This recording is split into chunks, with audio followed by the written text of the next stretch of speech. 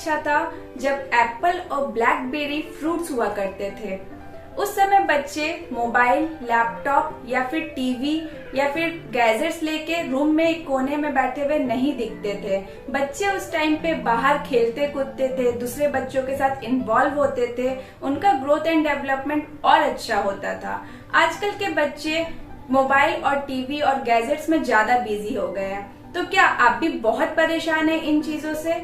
आपको भी समझ नहीं आता कि अपने बेबी को इन चीजों से कैसे दूर रखे या कैसे इस यूज को लिमिट में करे कि बच्चे जाने कि कितने देर यूज करना चाहिए, कब तक यूज करना चाहिए। क्या आपको भी डर लगता है कि आपके बच्चे को इस चीज की लत न लग जाए? तो चलिए आइए इसी बारे में आज हम वीडियो स्टार्ट करते हैं। आप इस वीडियो को पूरा देखें, हो सकता है आपका ये प्रॉब्लम कुछ हद तक मैं रिजॉल्व कर पाऊं।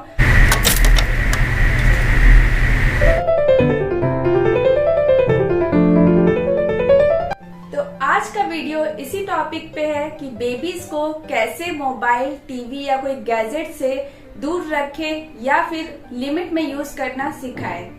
सबसे पहले हमें ये समझना होगा कि आखिर मोबाइल, लैपटॉप, टीवी या फिर कोई भी स्क्रीन बच्चों को देने से क्या क्या साइड इफेक्ट हो सकते हैं। तभी हम समझ पाएंगे कि ये कितना गलत हो रहा है आज के जनरेशन में कि बच्चे सिर्फ और सिर्फ स्क्रीन्स में बिजी है, वो रियल लाइफ में इन्वॉल्व ही नहीं हो पाते हैं। सबसे पहले हम बात करते हैं कि आखिर इसके साइड इफेक्ट्स क्या हैं जब बच्चे बहुत ज्यादा स्क्रीन यूज करना शुरू कर देते हैं। सबसे पहला साइड इफेक्ट हियरिंग प्रॉब्लम।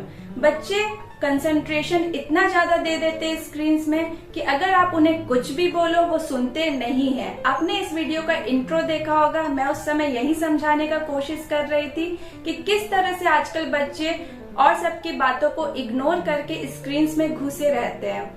इसका दूसरा प्रॉब्लम बच्चों का मोटापा शुरू हो जाता है, ओबेसिटी स्टार्ट हो जाती है, क्योंकि बच्चे फिजिकल एक्टिविटी नहीं कर रहे होते हैं जो उनको उस एज में करना चाहिए। ये सबसे बड़ा प्रॉब्लम है आज के डेट में। धीरे धीरे बच्चों के अंदर फैटनेस जमा होने लगता है और जैसे जैसे एज बढ़ता है उनका मोटापा बढ़ने लगता है। और जब समझ में आता है कि मोटापा बढ़ चुका है तब आप उस चीजों के सॉल्यूशन को ढूंढोगे तो बहुत मुश्किल होगा।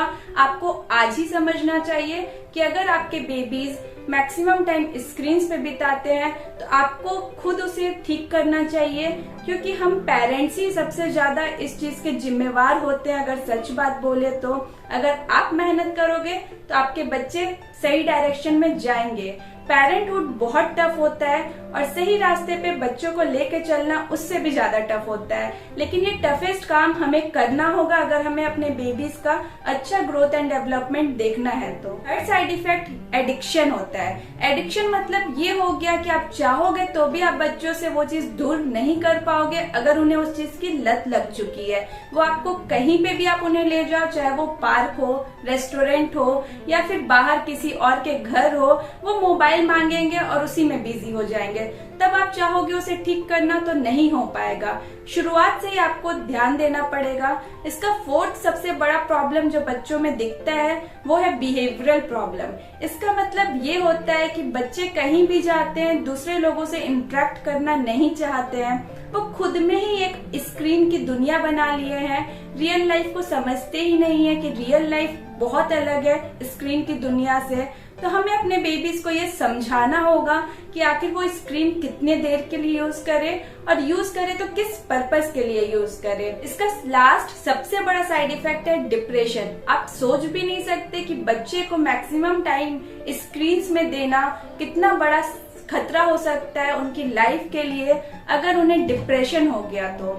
डिप्रेशन मतलब कि बेबीज का मानसिक संतुलन सिर्फ और सिर्फ एक जगह होके रह जाता है। वो उसके आगे सोच नहीं पाते, उसके आगे बात नहीं करते हैं, वो किसी और से इंटरेक्ट नहीं करेंगे, अपने में सहम के रह जाएंगे, वो आपसे कुछ भी शेयर नहीं करेंगे और धीरे धीरे ये इतना बढ़ जाता है कि आपको फिर डॉक्टर का हेल्प लेना पड़ता है, साइकोलॉजिस्ट का हेल्प लेना पड़ता है। तो आप समझिए कि ये कितना बड़ा प्रॉब्लम है। तो हम बात करते हैं कि आखिर इस प्रॉब्लम को कैसे ठीक कर सकते हैं हम अपने बेबीज पे।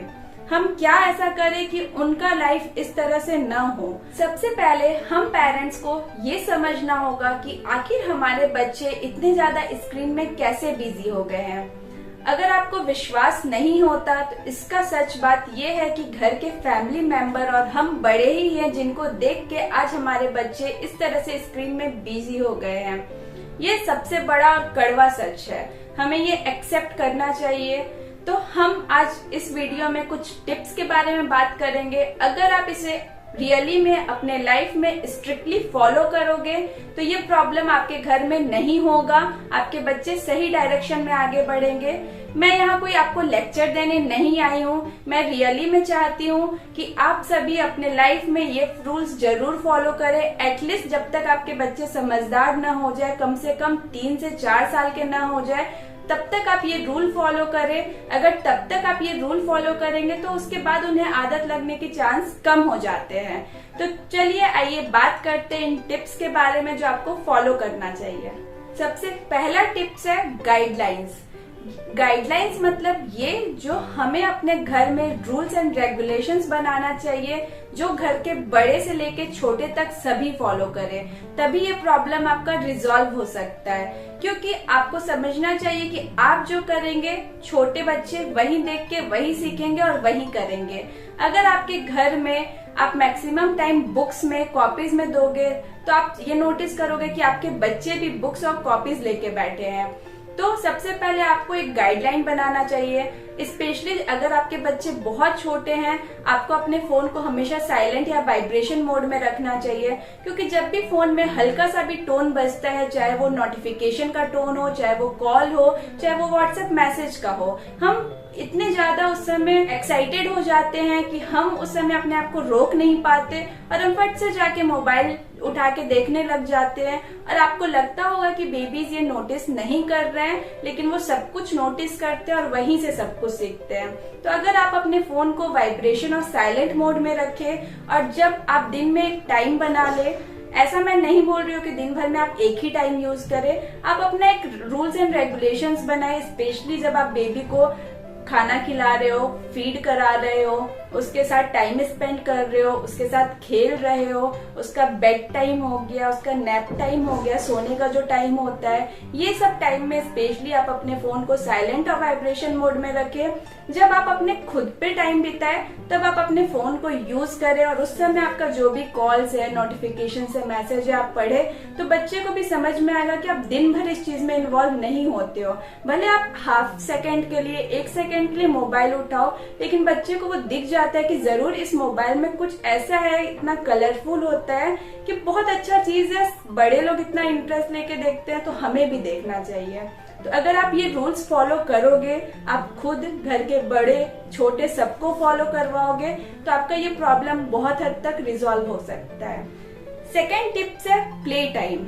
आजकल का लाइफ इतना ज्यादा बिजी हो गया है, मेट्रो लाइफ हो गया है कि हम बच्चे के साथ खेलना कूदना भूल गए हैं।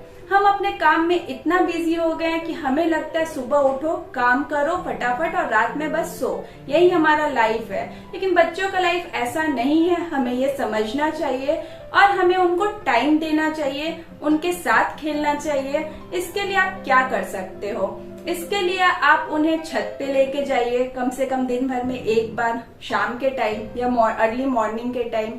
अगर वो पॉसिबल नहीं है, आप पास के पार्क में जा सकते हैं या फिर आप बच्चे को आजकल प्ले स्कूल है उसमें इनरोल करा दीजिए। लेकिन बच्चे के साथ खेलना बहुत जरूरी है। अगर बच्चे खेलते हैं, आपके साथ हो गया या घर के दूसरे बच्चों के साथ हो गया या उस अपार्टमेंट के कोई और बच्चों के साथ हो गया, बच्चों का मेंटल डेवलपमेंट बहुत अच्छा होता है, वो बहुत सारी चीजों को सीखते हैं। जिस दिन आपका छुट्टी होता है उस दिन आप बच्चे के साथ बाहर जाइए, मस्ती कीजिए, वो टाइम उन्हें दीजिए, उन्हें अच्छा लगेगा। आप सच मानिए, बच्चे को मोबाइल या गैजेट्स नहीं चाहिए, उन्हें हमारा प्यार चाहिए, हमारा टाइम चाहिए। तो अगर आप उन्हें टाइम दोगे, खेलोगे कूदोगे तो ये प्रॉब्लम सॉल्व हो सकता है। तीसरा टिप्स है रेस्ट्रिक्शन। रेस्ट्रिक्शन मतलब हो गया आप अपने फोन में प्रॉपर पासवर्ड सेट कीजिए जो आप बच्चों से शेयर ना करें। लोग ऐसा करते हैं कि पासवर्ड तो सबके फोन में सेट होता है, लेकिन घर के बच्चों को पता होता है कि मम्मी के फोन का पासवर्ड क्या है। बस फोन उठाए, पासवर्ड डाले, यूज करना शुरू कर दिए। ऐसा बिल्कुल ना करें, आपको पता नहीं चलेगा कि आपके बच्चे कब फोन उठा के क्या यूज कर रहे हैं। अगर आप रेस्ट्रिक्शंस इस चीज का रखोगे तो इससे आपके लिए ये फायदा होगा कि आपको पता होगा आपके बेबीज फोन पे क्या देख रहे हैं, उनका क्या इंटरेस्ट है। अगर उनका इंटरेस्ट है राइम्स देखना, कुछ शॉर्ट फिल्म्स देखना, बच्चों का कार्टून्स देखना, तो आप उन्हें टीवी में दिखा सकते हो, आप उन्हें ऑडियो में सुना सकते हो। ये सब अल्टरनेटिव होता है। इस तरह का रेस्ट्रिक्शंस अगर आप फॉलो करोगे तो आपका ये प्रॉब्लम बहुत हद तक कम हो सकता है। फोर्थ और मोस्ट इम्पोर्टेंट टिप्स है टॉक टू योर चाइल्ड। इसका मतलब ये हुआ कि अगर आपके बच्चे कहीं बाहर गए, चाहे वो पार्क हो, चाहे वो प्ले स्कूल हो, तो आप उनसे बात करें। सिर्फ 1 या 2 मिनट में आप डिटेल्ड में बात करें कि वो क्या किए, किन से मिले, क्या खेले। इससे बच्चों को बहुत अच्छा लगता है कि उनके पेरेंट्स उनसे इंटरेक्ट कर रहे हैं, तो वो टाइम उनके लिए ज्यादा प्रीसियस होता है इंस्टेड ऑफ स्क्रीनिंग टाइमिंग। फिर वो भूल जाएंगे कि मोबाइल और स्क्रीन भी कुछ है। उसके अलावा आप घर पे म्यूजिक सिस्टम प्ले करें, उनके साथ डांस करें, उनके साथ गाना गाए, उनके साथ घर पे बहुत सारा इंडोर एक्टिविटीज होता है जो आप कर सकते हैं, जिसमें वो इन्वॉल्व हो सकते हैं। तो इस तरह का चीज आप फॉलो करें। ये था टिप्स जो आप सभी को फॉलो करना चाहिए। मैं पर्सनली चाहती हूँ कि आप सभी इन टिप्स को फॉलो करें, क्योंकि आजकल बच्चे का ग्रोथ एंड डेवलपमेंट बहुत अच्छे से करना बहुत जरूरी है, स्पेशली जब बच्चे का पढ़ाई लिखाई भी आजकल लैपटॉप और टीवी में होने लगा है। तो ये सारा टिप्स फॉलो करना बहुत बहुत जरूरी है, आप जरूर फॉलो करें। अब मैं आपसे शेयर करती हूँ मेरा खुद का एक्सपीरियंस। मेरा एक बेटा है 15 मंथ्स का, मैं उसे स्क्रीन से दूर रखने के लिए क्या करती हूँ। सबसे पहले मैंने उसे 7 to 8 मंथ तक बिल्कुल भी मोबाइल, टीवी, लैपटॉप या कोई भी स्क्रीन नहीं दिखाया। किसी का वीडियो कॉल आता था तो मैं उसका स्क्रीन अपने तरफ करके सिर्फ कैमरा उसके तरफ करके दिखाती थी। होता है कि कुछ रिलेटिव्स दूर होते हैं, स्पेशली उसके नाना नानी, मौसी लोग, तो उन लोग को देखना होता था, तो मैं मोबाइल का स्क्रीन अपने तरफ करती थी और सिर्फ कैमरा उसके तरफ करती थी। और मैं हमेशा अपने फोन को साइलेंट और वाइब्रेशन मोड में रखती थी, चाहे मैं उसके साथ टाइम बिता रही हूँ, चाहे उसे फीड करा रही हूँ, चाहे मैं उसे खाना खिला रही हूँ, कोई भी टाइम हो, मेरा फोन मैक्सिमम टाइम साइलेंट और वाइब्रेशन मोड में होता था। बहुत लोग से सुनने भी मिलता था कि फोन नहीं उठाती हो, रिप्लाई नहीं करती हो, लेकिन मेरे लिए सबसे इम्पोर्टेंट उस समय मेरा बच्चा था, उसका ग्रोथ एंड डेवलपमेंट था। तो मैंने ये स्ट्रिक्टली फॉलो किया था, तो मुझे इसका आज रिजल्ट भी दिख रहा है। तो आप ये चीज जरूर फॉलो करें। फिर जब वो 6 से 7 महीने का हो गया, उसके बाद थोड़ा सा हमने उसे टीवी दिखाना शुरू किया। टीवी मैंने इसलिए प्रेफर किया क्योंकि मोबाइल का, लैपटॉप का स्क्रीन छोटा होता है, और दूसरा बच्चे बहुत नजदीक से मोबाइल या लैपटॉप देखते हैं। टीवी का स्क्रीन हमारे घर में हॉल में है, दीवार में है, तो दूर होता है, स्क्रीन भी बड़ा होता है, तो बच्चे उतना ज्यादा उसमें इन्वॉल्व नहीं होते जितना मोबाइल और लैपटॉप में होते हैं। और टीवी दिखाने का फायदा ये होता है कि बच्चे क्या देख रहे हैं आपको दिख रहा होता है। और आजकल के टीवी तो एंड्रॉइड टीवी होते हैं, लाइक योर मोबाइल फोन, तो आप टीवी ही उन्हें प्रेफर करें दिखाना। मैंने भी वही किया शुरुआत में, तो मैंने उसे टीवी दिखाया, लेकिन ऐसा नहीं कि मैं उसे प्रॉपरली बैठा के टीवी दिखा रही हूँ। वो खेलते कूदते बस टीवी चल रहा है, उसका राइम्स मैं प्ले कर देती थी और वो बस देख रहा है। ऐसा नहीं कि बहुत ज्यादा इन्वॉल्व होके देखता था, उसके कान में वो आवाज जा रहा है राइम्स का, और उससे वो थोड़ा थोड़ा लर्न करना शुरू किया। तो इसलिए बस मैं दिखाती थी। मैक्स टू मैक्स 15-20 मिनट से मैंने शुरू किया। उसके बाद धीरे धीरे अब वो जैसे 15 मंथ्स का हो गया है, तो दिन भर में आधा घंटा, ऐसा नहीं कि one time half an hour मैं चलाती हूँ, दिन भर में 3 बार चलाती हूँ, 10 मिनट 15 मिनट करके। और सिर्फ उसका डिफरेंट तरह का राइम्स हो गया जिससे वो लर्न कर सके कुछ, उस तरह का मैं प्ले करती हूँ। और मैं उससे ज्यादा प्रेफर करती हूँ कि आजकल ब्लूटूथ साउंड बॉक्स आता है, आप वो प्ले कीजिए। उसका सबसे बड़ा फायदा ये होता है कि बच्चे सुन के सीखते हैं, उसमें स्क्रीन नहीं दिखता, तो उन्हें पता चल जाता है कि अरे वाह, ये राइम्स तो मैं सुन सकता हूँ, मुझे टीवी का जरूरत ही नहीं है। वो गाड़ी में बैठे, आप गाड़ी में प्ले कर दीजिए। तो ये सब कुछ फायदा होता है अगर आप इस तरह से फॉलो करोगे अपने बेबी का ग्रोथ एंड डेवलपमेंट। तो ये था मेरा खुद का एक्सपीरियंस, मैं अपने बेबी के साथ कैसे करती हूँ। अगर आपको मेरा ये वीडियो इन्फॉर्मेटिव लगा, अच्छा लगा, तो मेरे चैनल को प्लीज लाइक करें, मोटिवेट करें, सब्सक्राइब करें, शेयर करें, मुझे बहुत अच्छा लगेगा। मैं कोशिश करूंगी कि आपके लिए और नए टॉपिक्स पे वीडियो लेके आऊं। Thank you, take care, bye bye.